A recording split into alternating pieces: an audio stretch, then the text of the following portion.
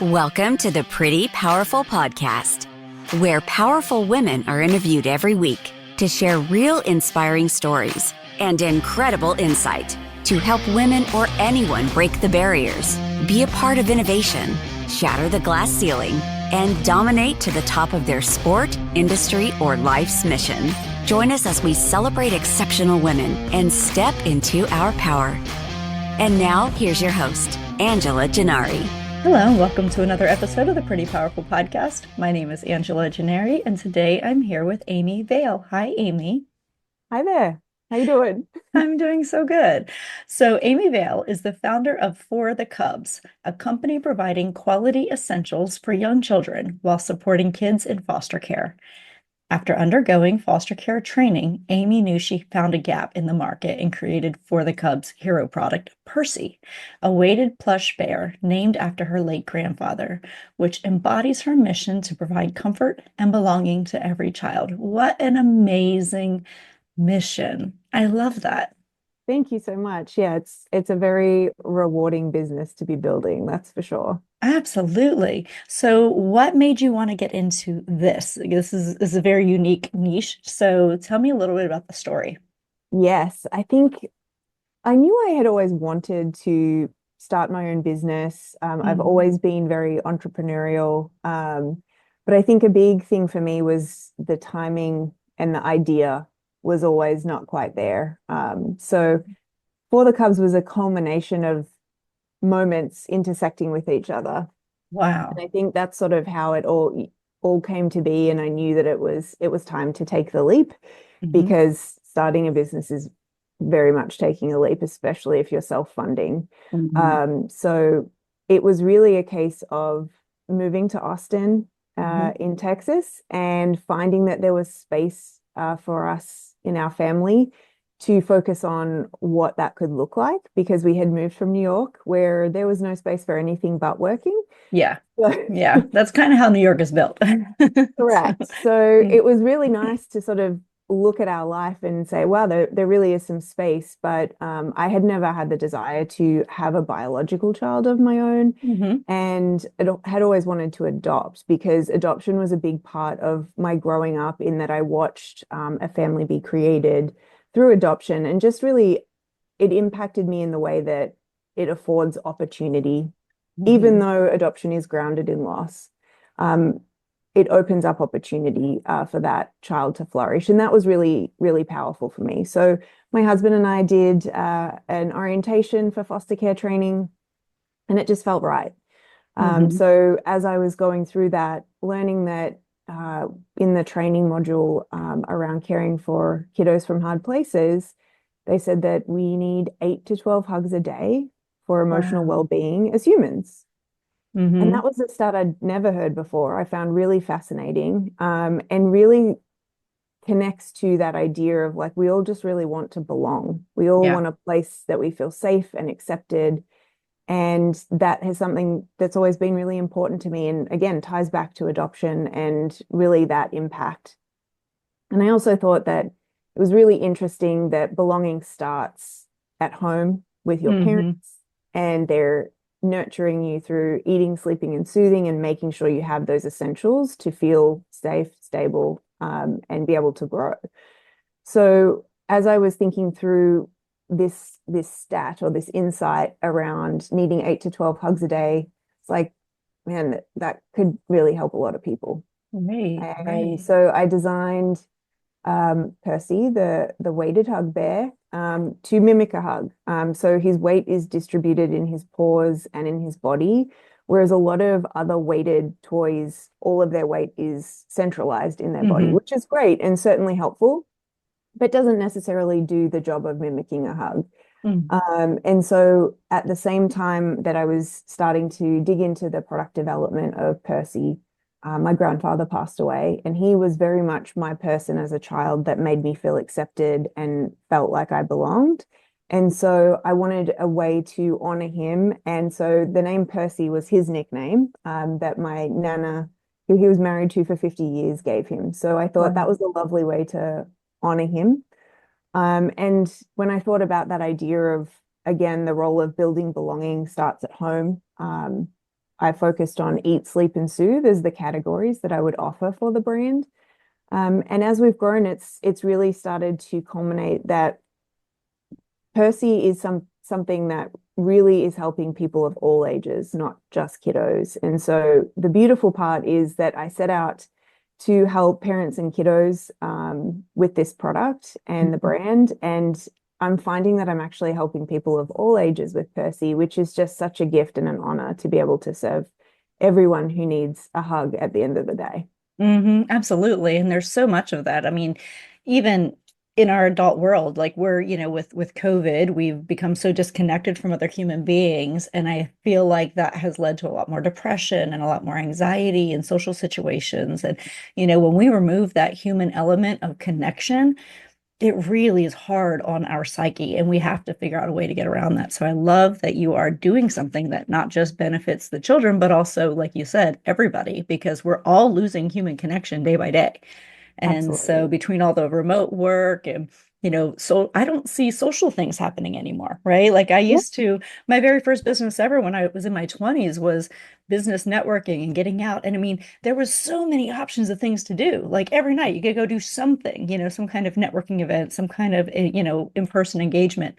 And you don't see that anymore. I mean, like restaurants are half full or half empty. So it's like, Yeah. yeah, you just don't see that kind of connection anymore since COVID. And I think that was one of the biggest detriments. I mean, of course, you have the health issue, but it's that human connection. And I think losing that just changed who we are as, as a human beings, because we have to have that human connection or we're not as productive and engaged as we should be.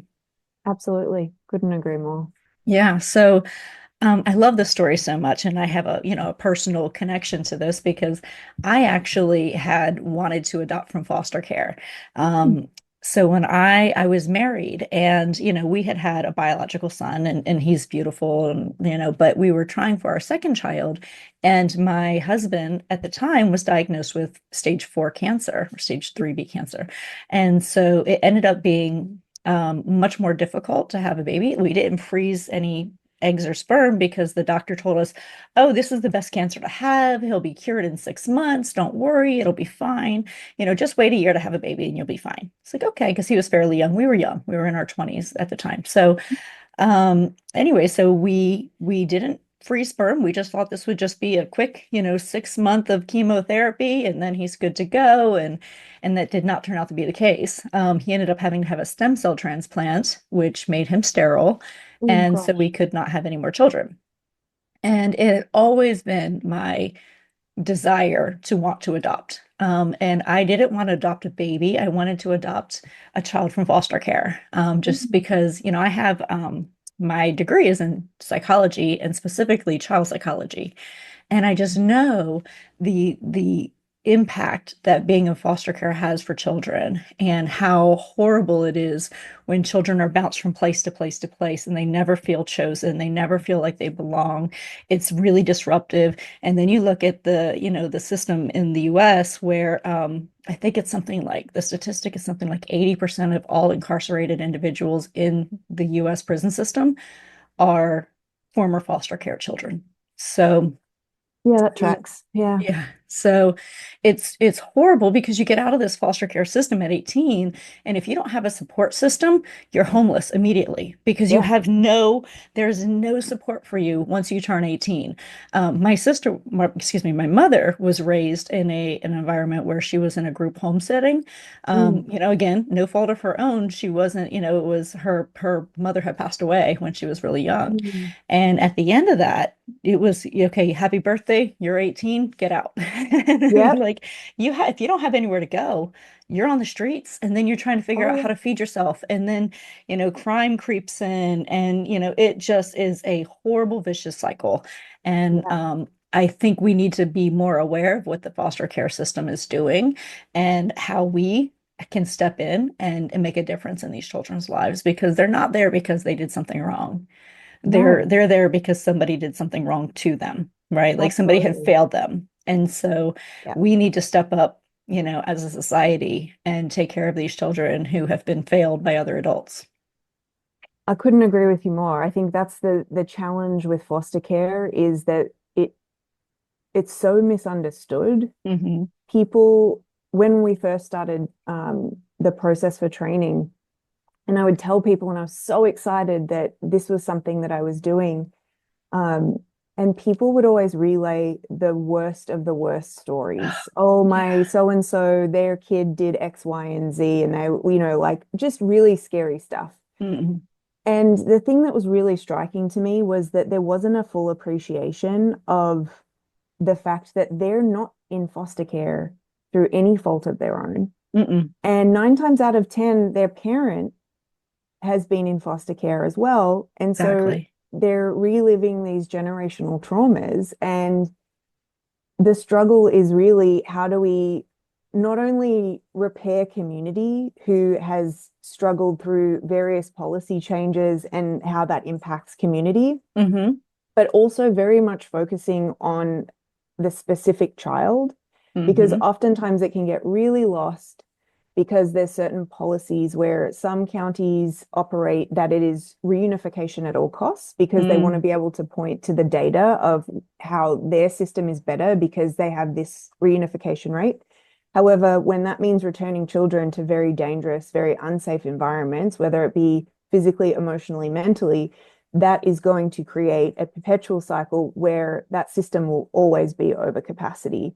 And so my wish, probably the same as yours, Angela, is to really help people understand the role they can play in helping their community repair and also impact future generations. And that's something Mm-hmm. that really sticks with me, that the care that I'm providing to the kiddos that are with me will not only help them, but it could potentially change the course of the next generation that comes from that. And that feels Mm-hmm. really powerful to me. Mm-hmm.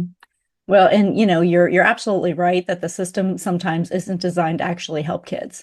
And that's what we found too. We went through the whole foster care orientation system. I was adamant, like, I will adopt siblings. I don't care if it's three, I don't care if it's four. Like, we want a family. We don't want to break up any children. Like, we were totally open, any age. 0 to 18, like we were really, really open to there are no boundaries, match us with kids who need a good family. But our son at the time was 4 or 5 years old. And they kept saying, we won't match you with any children over the age of your biological child because we're afraid that if something happens, then you're going to reject the foster children. And, like they were afraid of any kind of abuse. And I'm like, I understand that. But as a parent, if I'm not concerned about it, you shouldn't be concerned about it. Like, I would have oversight. I'm not just going to, throw the kids to the wolves and be like, figure it out, kids. Like, Right. you have to understand, like, and I'm like, but we had a nationwide search, and it was 2 years, and in 2 years we never got matched with a single child. And it's unfortunate because I mean we were really I was ready. I mean, we did everything we were supposed to do, and never got matched with a single child after 2 years. And that's when we finally said, okay, that's Wow. yeah. So, and it's really crazy because, we were completely open to anything. And they said, well, you're going to have a really hard time. And they told us this from the beginning because your child is young and, your child, we won't put a child in your home that's older than your child. And as a result, we're probably not going to match you with anybody because, in order to be available for adoption, we have to have terminated the child's parents' parental rights. And if we've done that, usually that process takes 2 to 5 years. And because we will continue to try to reunify. Now, Hmm. the other tragic part of this is I have been on the system, involved with the juvenile justice system as well, which is equally broken. So Hmm. when I was in college and studying child psychology, I did my internship with the Department of Juvenile Justice, and I was the social worker doing psychosocial assessments of the parents, and then also talking with the children. And I would have to do home visits, and I would have to, counsel children while they were incarcerated. And it was heartbreaking because so many of the parents are just they shouldn't be parents. Let's just be honest. Just be honest. They shouldn't be parents. because they're in a life of drugs and crime and abuse, and they don't have any interest in changing. They really don't. And so, Yeah. it comes time to release a child. The child has gone into the system for some, usually a fairly minor offense. And it's time for their release date, and I have to do an interview, and then I have to weigh the option. Do I send them back in a home where I know there's drugs and I know that there's abuse happening? Do I send them back there and say you're released, or do I keep them incarcerated, knowing that they at least have 3 meals a day in a bed? And it's like, Yeah. you don't want to choose incarceration for a child ever, but at the same time, you have to weigh what is worse for that child's future. And I've seen situations where a 13-year-old boy had been incarcerated, and his younger sister, who was 9 years old, went and did something, and it was not her character, but she went and did something to break the law because he was her protector. And at Mm. home, there was so much abuse that she was like, I just need to be with my brother. And so it was anything she could do to get out of the house because he was not there to protect her anymore. Oh, that's And they're not devastating. doing anything to the parents, and that's what's really sad. Yeah, I Yes. think that's the struggle is just the underappreciation for the support and resources that parents desperately need Mm-hmm. Mm-hmm. to understand how to create safe environments. Because unfortunately, the trauma they've experienced is informing their choices. Right. And healthy people raise their kids. Right. Unhealthy people often can't. And when you think about it from that context, you think like, are they physically healthy? But in this context, unhealthy means looking at a normal as though watching parents fight, watching inappropriate things happen in the home, not having food, not having shelter, not having utilities, that's their normal. And Mm-hmm. that is stressful and traumatic to begin with. And so when you're not rallying around families to give them resources to say, this is the norm. Mm-hmm. It is normal for your child to eat 3 meals a day. It is normal for you to be expected to supervise your child Mm-hmm. until a certain age. Like those are things that are uncharted territory for a lot of parents that are connected to the foster care system and the juvenile justice system. And that is the heartbreaking part, that the system is looking at repairing families, but they're not giving this the resources and support. And frankly, it doesn't, the length of a foster care case is normally 12 months, Yeah. ideally. Mm-hmm. Um, that's not enough time to repair No. decades of trauma. Mm-mm. Mm-mm. So that's where it's like there's so many flaws and it's so hard to navigate, but this is what people are missing when they're looking at foster care. Unfortunately, the kids are the ones that are getting their stories shared Yeah. about how troubled they are and how difficult they are and the dangerous things that they do, as opposed to the lack of resources and support around these first families that have experienced generations of trauma of their own, and Mm-hmm. that the way they're living is their normal. And there's nothing there to help them understand or learn in a meaningful long-term way that there is a different option if they put the work in, because oftentimes the distance between where they're at and where they need to be just feels too much. Right. Right, exactly. And I hear it all the time from people who say, well, I this is the way I raised this is how I was raised. So this is all I know. And I feel like you can use that as an excuse until you're about 25. And then once you're 25, you can no longer say this is all I know, because you've had the opportunity to learn, right? And so I do agree with you that we need to give more resources. We need to have classes. We need to have education. If we're going to be on TikTok all day, make it a resource for them, something that they'll learn from, not just, conspiracies and craziness, but, really something that they can engage with. And, we just have to figure out how to reach people where they are and not expecting them to come to us, because they're not going to come to us, right? Like they're not going to come seek those resources generally.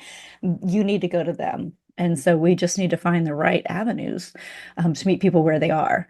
And sometimes where they are is in a really challenging, position in life where, they have a lot of um, beliefs that are not true. That the kids will be fine, they'll work it out, and the kids will not be fine. You know, we have to make it fine. We have to give them those the ability and the life skills to be able to navigate life. And life is challenging, and we have to be able to set people up for success.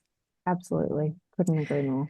So your foster experience, I love that you say, so your the Mhm. sales of Percy go to help foster care. How does that happen? Yeah, so it's actually every order. So you Hmm. can, anything that you purchase from For the Cubs Hmm. goes towards supporting kids in foster care. And we partner with One Simple Wish. Hmm.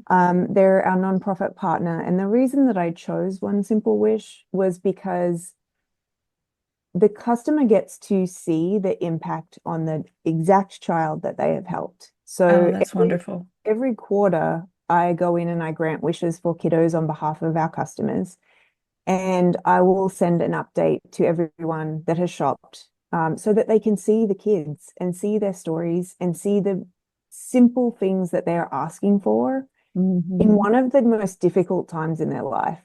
Kids don't have any control, frankly. When they're in foster care, there is a group of adults that are making decisions about their life. And the amount of control they have is very, very limited. And so Hmm. giving a child an opportunity to think and wish big and know that there is an adult in the world that is saying, yes, keep doing that. Here is your Yeah. wish.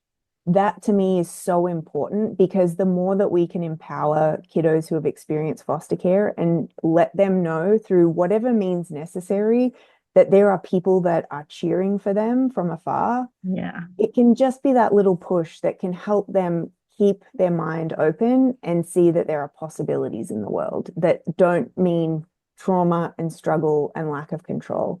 And my Hmm. hope is that those are the types of wishes that we're granting, and they can be anything from the most simple thing, like we granted one wish for a little girl who wanted rice cakes, rice crackers for snacks at bedtime. I was like, Oh, how is she wow. wishing for this? Like, this shouldn't be a Yeah. wish. Hmm. But that's what she wished for, so that's what we granted. And then there's things like a mattress. I was like, this child needs a mattress. Like, I'm sure our customers would really want this kiddo to have a mattress to sleep on. And so it's those kinds of things where I'm like, these kids shouldn't be questioning whether they can have a mattress or rice cakes for a Hmm. snack. Like, so those are the things that I feel are really important to sort of help bridge the gap of that mindset that so many people have about kids who are in the foster care system and reframe that to what the experience really looks like, which is this is so and so, they're 3 years old, they really miss their brother who's also in another foster home. They Hmm. love Bluey and they just want a bedspread that's going to go on their bed because their sibling has a Bluey bedspread as well and will help them feel closer. Like that's the story we want to tell. It's not that they did something really scary and so don't like get involved in foster care because it's pretty dark and heavy. It is Hmm. pretty dark and heavy because that's why they're in foster care. They were in a very dark and heavy place to begin with, and that's what they've been removed from. But Yeah. if we can reframe the child's experience and Hmm. really help people understand that they're making an impact just by shopping it for the Cubs, Hmm. that is to me a win because we need to talk more about foster care We in a do, way that's absolutely. accessible and real. Yeah. Well, and if people only knew, right? Because you just kind of assume like, oh, well, they're taken care of, right? Because the state has them and they're properly vetting all of the foster care parents, but they're really not because there's not enough social workers to go do home visits well, like to Mhm, be really effective. And so mhm, you get a lot of people who slip through the cracks, very bad people in the foster care system as foster care parents, mhm. who know how to manipulate the system, and it's tragic. And this is why there's so much abuse and there's, so much trauma to these children. Yeah, Aside from the fact that they're being ripped away from their home, they're also sometimes dealing with abuse and neglect and everything else. But, it's simple things like you were saying, like the rice cakes and a bedspread. Most foster kids, when they're going from place to place, they're given a trash bag, right? yeah, Like put all your clothes in a trash bag. What does that tell you, right? Like if I'm a child and I'm told to put all of my things in a trash bag, I am now trash, right? And so you equate that, something as simple as a trash bag, Yeah. for all of your belongings. Like that is what your life is reduced to, is what can fit into this trash bag. That is what I have. And then, you have, a lot of them will, like I said, age out of the system and become homeless. And if we haven't provided resources for them and they don't have a support system, that trash bag doesn't feel so foreign to them because they've lived out of a trash bag, their entire childhood, and now they're homeless, and they're in a situation where they've never been chosen, they've never felt like they belonged anywhere, and so now they're, in a situation where it just is spiraling down. So we have to talk about foster care. We have to get involved. These are children who, we can provide them with a future. We just have to make the effort, and we have to be aware of it, and we have to make, the true real steps to improve the system. The system is really broken, and we have to do more Yeah, to bring it back. I think focusing on the children is half the battle. We need to focus on the administration even more. absolutely. I think that's the challenge. Oftentimes when we talk about the system being broken, it feels like it's impossible to make a difference. Mm-hmm. And one of the ways that I think about being a foster parent is I don't have a legal voice in the case, Mm-hmm. but I can tell you right now that I write very detailed emails to any child that's in my care about their behavior, how they're Good. going, the detail, because oftentimes I think you feel powerless as a foster parent because you don't have a legal voice, but you don't necessarily need the legal voice to have a legal impact, Mm-hmm. because that is something that I know with some teams, they will get annoyed with me because I provide so much detail, but I will keep doing that because Yeah. this is their life. Like they Right. are making decisions about this child's future. You need to understand, as the team responsible for their future, how they're behaving after a visit, if they're struggling with something, if they need extra services, if there is an opportunity for more visits with family because it's nurturing and helpful to them. And that's the thing. I think the more that I sort of think about my role as a foster parent, not only am I focused on creating a safe environment, but I'm also advocating for the child and the family when I can see that there's safe experiences to be had, Mm-hmm. but also to challenge the thinking of the team, because oftentimes, unfortunately, they're very overloaded. And it's not an excuse, but when you're skating on thin ice all day, you are literally trying to work through everything that you have to do for every case. And oftentimes, sometimes, like they're carrying like 10, 15, 20 cases, Yeah. if not more. Mm-hmm. And that's a lot of responsibility for a Yeah. social worker to manage.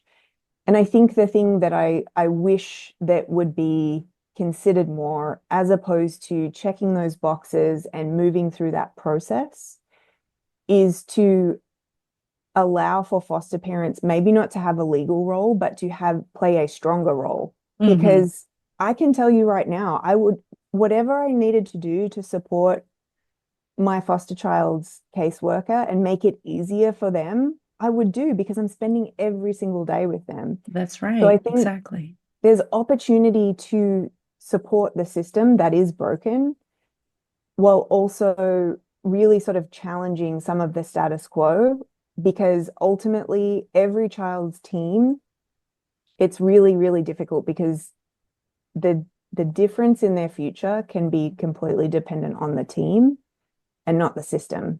There are Yes. some folks that just show up and do their job and cash their check, and there are some folks that go the extra mile. And Mm-hmm. I've experienced cases on every level of that. Yeah.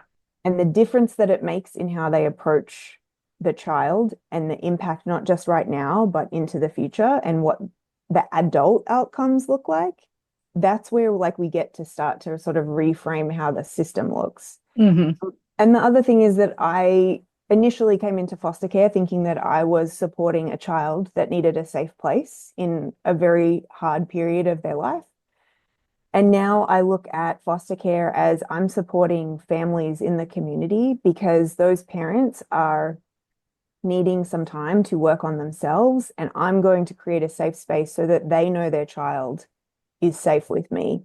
Yeah. And I think the difference can really reframe the relationship that foster parents and first families have and create that tighter bond, because there are kiddos that we still have relationships with them and their families because we've created that, and we don't want them to feel like they're on their own That's in this amazing. process. Yeah, that's amazing. Well, and I wish more people had that perspective, because I think what you're doing is all the right things, right? So when you go into this process, if you look at it as, I want to be part of the good, right? Part of what's going to be good and what's going to be memorable in a positive way for these children and for the parents, because no parent wants to feel like, they're not a suitable enough parent to be able to raise their own child, right? Like that's devastating.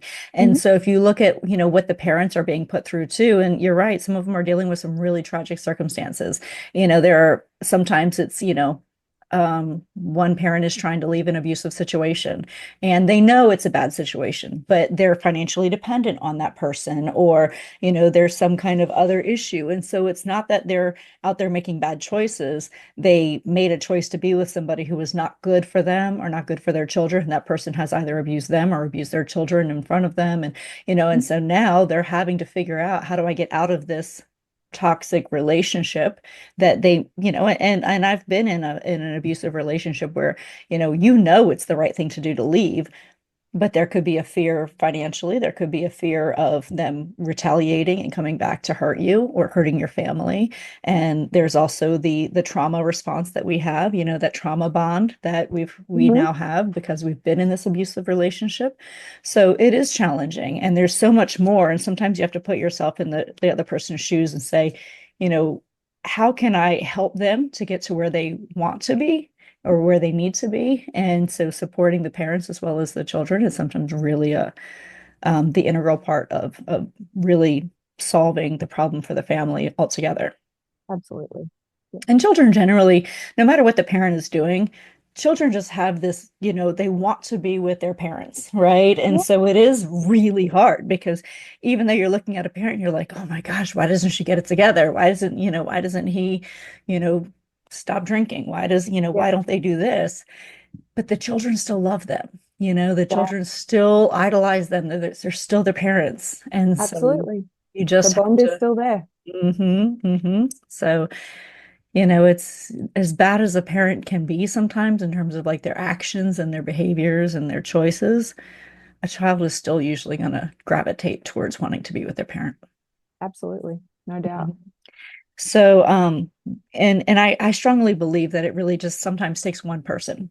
It takes one person caring about them to change the trajectory of their life. Absolutely.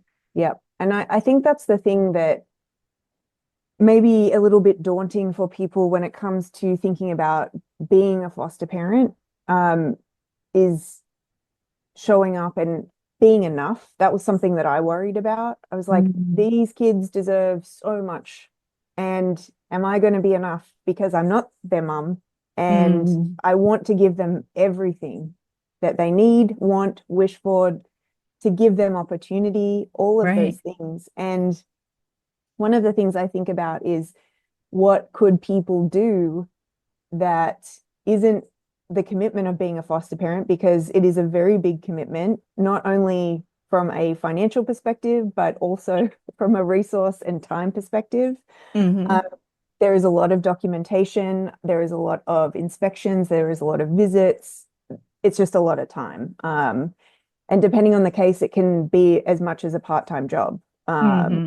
So if it's that feels daunting, which I appreciate very much, is there a world where we can help people understand more on how to connect with kids that are experiencing foster care, like on the other end of the spectrum, where Hmm. all it takes is teaching your child how to support a child who is experiencing foster care and help them feel like they are safe and they are accepted and that they belong?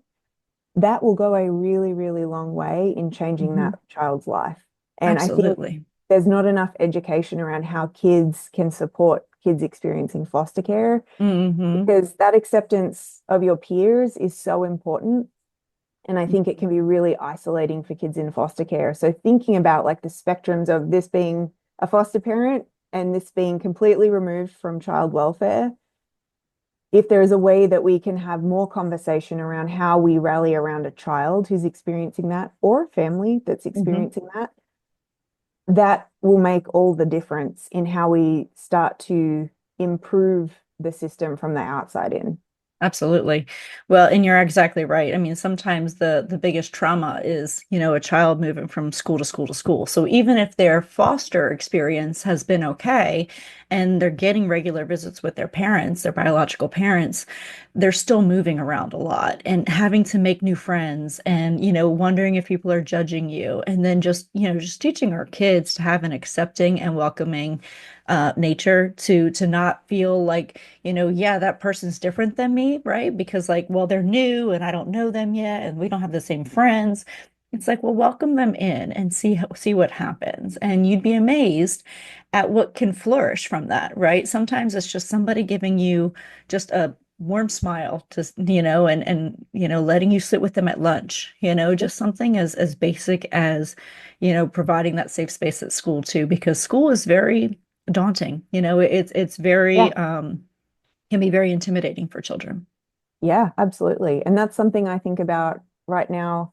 Our current placement will be going into starting school this coming new year. Hmm. And I'm just like thinking about what am I going to do to be able to help her Hmm. navigate that Hmm. change, another Hmm. change. So I think that would be something that as a foster parent, I would love to see biological parents be able to really sort of embrace that Hmm. part of foster care.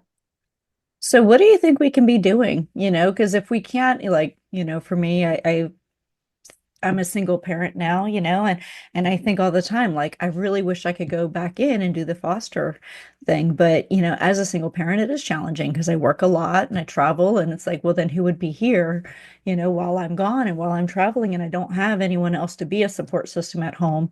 And so I want to make a difference. So I've started advocacy classes. So I want to be a child advocate because at least I can be their voice, right? If I Yep. can't raise them, I can't be their safe space at home, maybe I can be their voice in court, right? And Yep. so, but what other ways do you think we can support foster families? There's honestly so many ways. One of them Yeah. is certainly being a CASA, and Hmm. being a part of you. You will have a legal voice in that child's future, Hmm. which Hmm. is pretty powerful. And oftentimes CASAs can become that one light that the Yeah. child is really looking towards. So being a CASA is certainly one opportunity. You can become a babysitter if you approach a local child placing agency and offer to go through the trainings that are required to Hmm. support foster families that have placements. Oftentimes, foster parents just need a little tiny break, just Yeah. a little bit of a breath. And Yeah. that couple hours can make all the difference. So if you're offering to become a babysitter, it's really just helping out those foster families so they can keep doing what they're doing. Hmm. Um, and those types of involvements are very low commitment, Hmm. comparatively speaking, to being a foster parent. Um, Also, just supporting organizations like One Simple Wish can make a really Hmm. big difference because you can see the impact you're making to the exact child that you're granting the wish for. Hmm. And while, yes, you may not meet them and you won't get to know their full background, for me, like it's rewarding to know that I'm making a difference in that child's life and that they know someone has shown up for them. So it's Absolutely. really dependent on the level of time commitment that you have. Hmm. But I think just simply being a babysitter for a child placing agency and being that resource to foster families can be incredible. And looking into becoming a CASA for them because you will have a really strong voice in court, and the judge does place a lot of weight on the CASA advocate's word. Hmm. Absolutely. Well, I love that you've offered so many great suggestions because I think people want to help innately. Sometimes they just don't know how. And so, just being a voice of like, this is I'm a foster parent and this is what would help me, I think goes a long way. So thank you for that. And thank Of you for course. all that you're doing for foster children. I think that's amazing. So just to pivot into your business now, tell me with Percy, what challenges and obstacles did you have to overcome in starting your business? Many. I know. Where do I start? Uh-huh. I think the glamorization of starting a business is really not cool. Uh, Yeah. because there's so many times that the industry sort of talks about like how they like scaled and they, crushing these crazy revenue goals and they just found instant success. And Yeah. there's no talk about the struggle. There's no talk about the 45,000 iterations you go through to get to that winning thing. There's no talk about the time it takes when you don't have millions of dollars of VC money. It's one of those things that I think, even though I have been a part of plenty of startups in my career, Hmm. and they've all had VC money.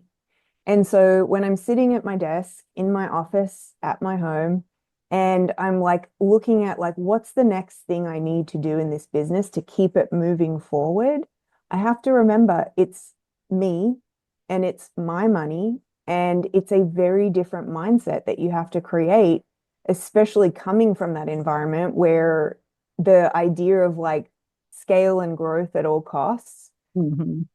it's a totally different story. And I'm not building this for a quick exit. I'm building this for to build a valuable brand in the marketplace that makes a difference. And that's going to take time because I don't think VCs would be aligned with my philosophy on oftentimes giving back more than I probably should. Yeah. So those are the types of things where I've like definitively chosen not to raise traditional VC money because I don't want to be forced to go up and to the right over every quarter simply because I have some super rich folk who are demanding that of me. That doesn't Right. feel like the nature of the brand. It doesn't align with my values. And so that learning curve, that was the thing that was probably the hardest, was Yeah. really having that mind shift. I knew I had made those decisions, but I had to really sort of accept the different approach, which is time and experimentation and testing things and talking to customers and being really connected with the people that I was serving, because that really showed me different perspectives that I hadn't considered. And so I think that's the piece that those were the challenges that sort of wasn't like a big this thing broke and had to fix it. It was like every day chipping away at how am I going to reach more people and serve more people. And that was a slow and it like sort of sustained effort. It wasn't something that just like the numbers went crazy overnight. And coming from VC backed environments, that's what they're looking for. So it's Yeah. like Yeah. reprogramming the approach was the biggest learning.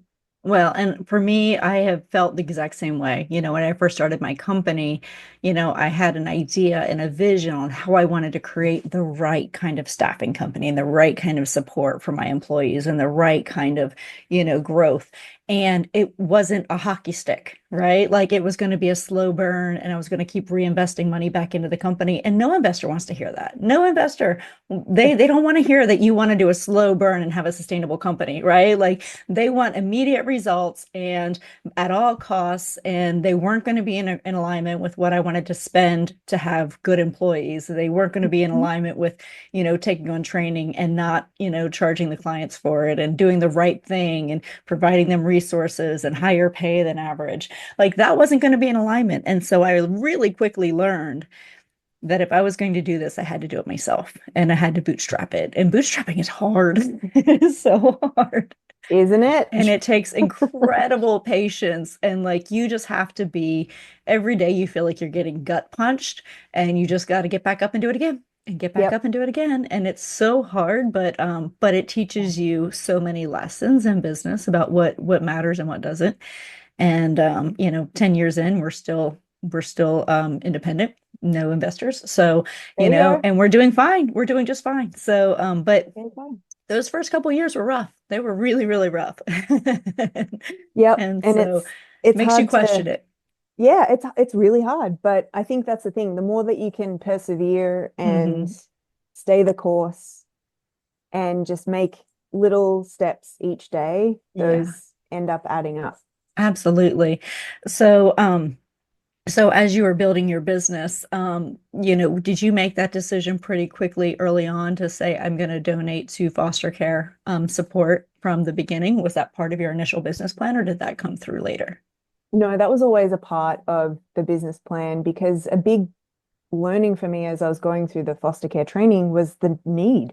Yeah. There are so many kids Hmm. that need good foster families Hmm. to keep them safe and stable and make the experience more positive Yeah. while they're away from their families. And we take one child at a time because you don't know what needs the child is going to have. Hmm. Hmm. And the thing that I want the child to experience when they're in our care is that they feel safe. They know they have access to me at all times, and Hmm. that I'll be there when they need me. Like really simple things, but I want to make sure that that is available. So knowing what my capacity is building a business, Hmm. I really wanted to figure out how can I help more kids in foster care that truly just like they deserve more people showing up for them. Yeah. And while I can't do it in my home, I don't have the capacity to do that because I focus on one child at a time so I can give them everything they need. This was a way for me to be able to have that impact at a larger scale. I love it. Um, so clearly what you're doing is very inspiring. So thank you for all of that. But who inspires you? Ooh, so many people. That's a good one. I think probably the kids that I care for inspire me a lot just because Hmm. of their strength and resilience and how brave they are, knowing their backstories and their experience and seeing them show up every day and they're still just kids. Like, Yeah. yes, they struggle and they have their trauma and they need these supports and resources, but they're still kids and they're showing Hmm. up doing their very best. And I'm constantly inspired by that. Um, these kids are truly amazing. And I think that's something that I just wish people knew more about.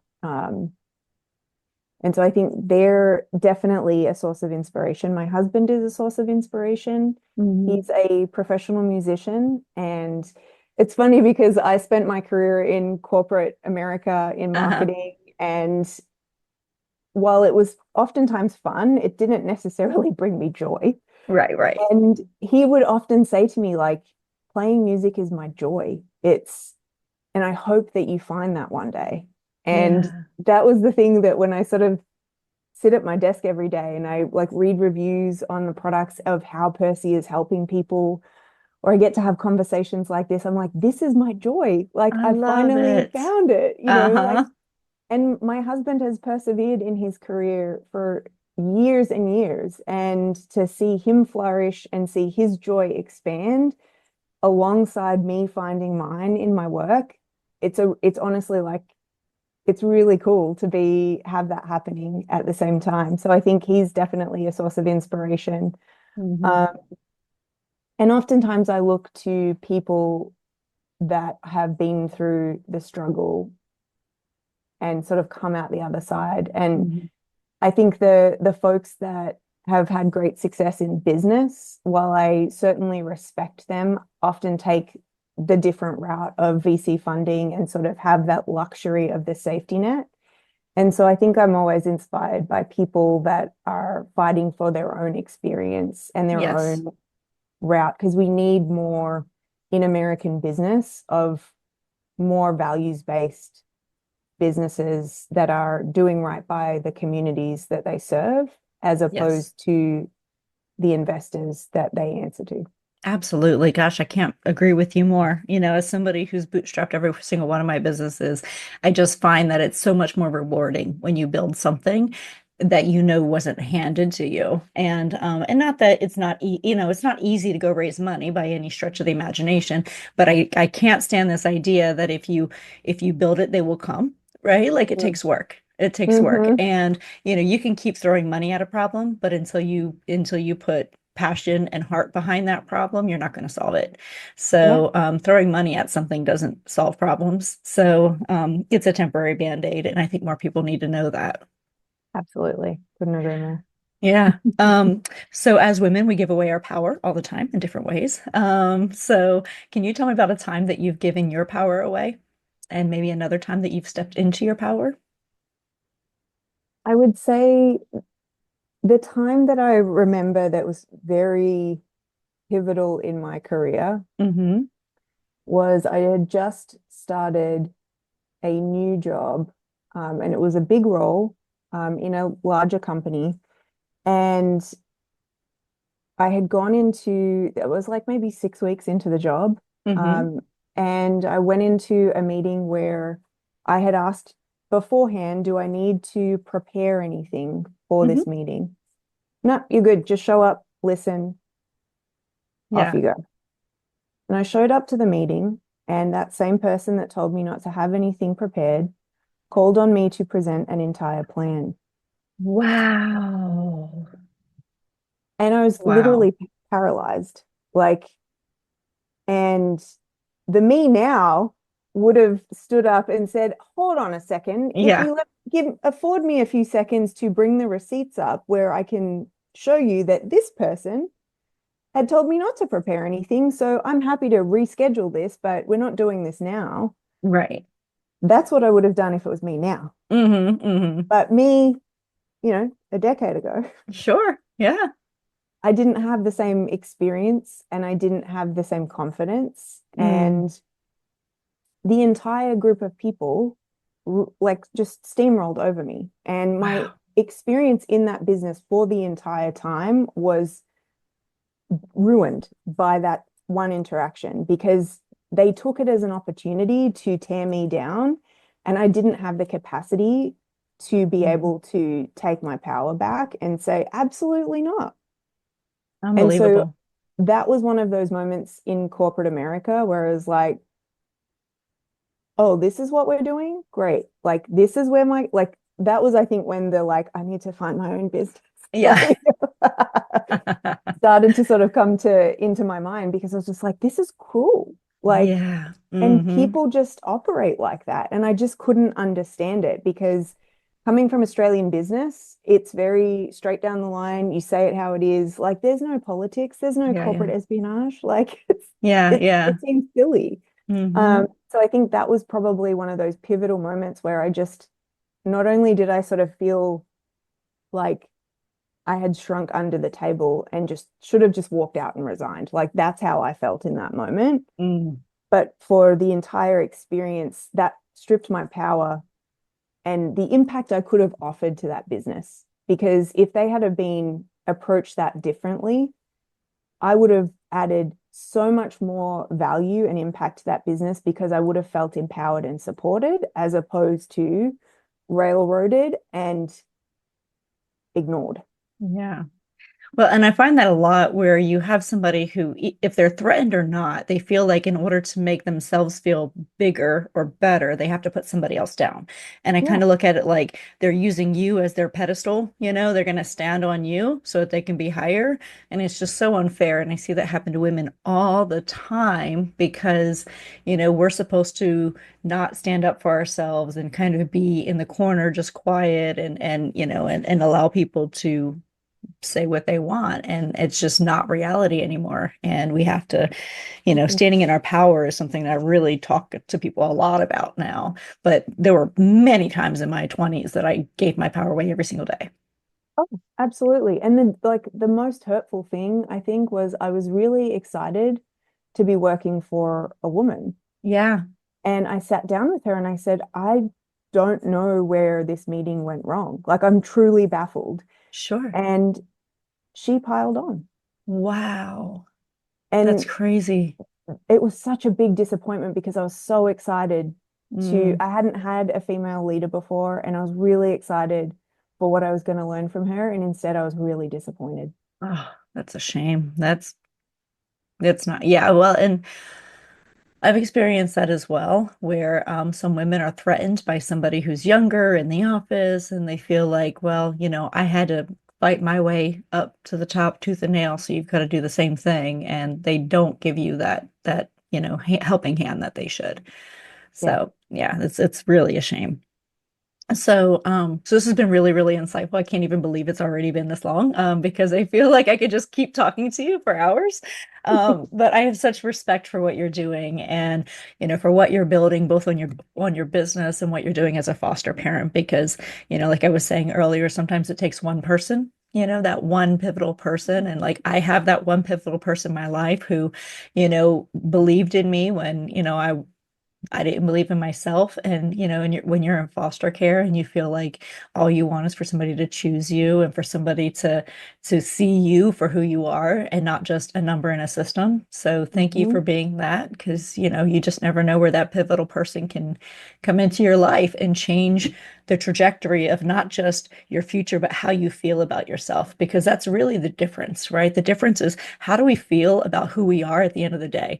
If you feel worthless, if you feel like you don't belong, then you're going to have a really hard time and struggle throughout your life just trying to find your place. And that place might be really bad. So believing in somebody's potential and believing in what they can do as a child means so much. So thank you for all you're doing. Thank you. No, I mean, it's an honor, honestly. Like, Yeah. it's truly an honor, and I've learned so much as a foster parent. Mm-hmm. And I think a big part of what I have tried to instill in For the Cubs as a brand is that you belong right here just as you are. Yeah. Yeah. I love that. Well, thank you again. And I just have one more question for you. Hmm. What do you wish more people knew? I wish more people knew that foster care is happening all around them, Mm-hmm. Mm-hmm. and that the kids in foster care need you to know who they really are, Mm-hmm. not the stories that are being told about really hard circumstances and kids that are really struggling, but that there are amazing kids in foster care all throughout the country who need you to show up for them Absolutely. for no Amen to other that. reason than you care that they succeed. Yeah, yeah, really. And they just need somebody to advocate for them, because these children don't have a voice, they're in a system where people, like you were saying earlier, things are being decided on their behalf with or without them consenting to it. So, Absolutely. Yep. hmm We need more people to go and beat down more doors for kids who need it. Like hmm I think hmm that's the thing is like I wish more people would be willing to step forward and just advocate for kids. hmm Yes, absolutely could not agree more. Well, thank you so much, Amy. This has been a delight. So, how can people find you and find Percy? You can find Percy and all the other things on forthecubs.com, Mhm. and you can find me on LinkedIn. And I always love to be connected to folks who want to talk about building businesses, about foster care, about parenting. Ooh, that's a whole other topic. I know. Uh, Mhm. so yeah, LinkedIn, but you can also find For the Cubs on Instagram, TikTok, Facebook, where we'd love to have you there. Absolutely. Well, thank you again so much. And you can also find Amy Vale on prettypowerfulpodcast.com. Thanks so much, everybody. And thank you for being with us today. See you next time. Bye bye. Thank you for joining our guests on the Pretty Powerful Podcast. And we hope you've gained new insight and learned from exceptional women. Remember to subscribe or check out this and all episodes on prettypowerfulpodcast.com. Visit us next time. And until then, step into your own power.